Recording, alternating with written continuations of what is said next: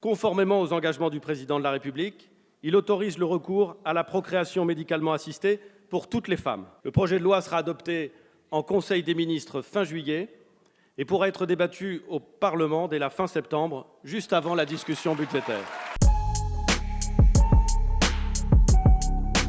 J'ai eu l'occasion de dire que cet engagement pris par le président de la République, il m'appartenait de faire en sorte qu'il soit tenu.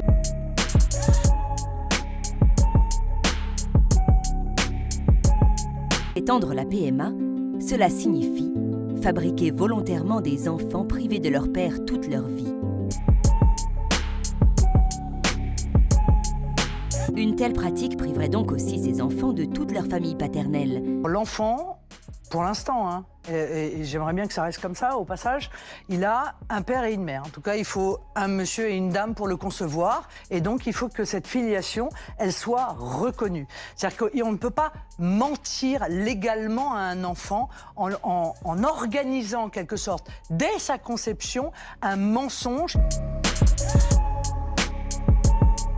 La seule question qui se pose, c'est est-ce qu'il donnera son accord pour donner systématiquement au moment du don ou est-ce qu'il le donnera au moment où on viendra le chercher, c'est-à-dire 20 ans plus tard.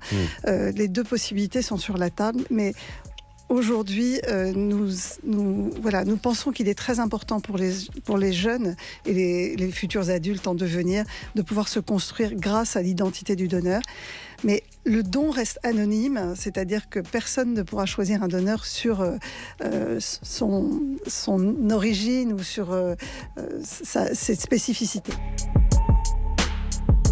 Le gouvernement a bougé sur cette première question et je m'en félicite parce que l'accès aux origines, c'est un questionnement légitime de chaque enfant. Ils auront, dans le meilleur des cas, puisque c'est la proposition de la ministre de la Santé, la possibilité de connaître qui est leur père au bout de nombreuses années, mais en tout cas, ils n'auront pas un père à leur côté pour se construire et pour participer à leur éducation.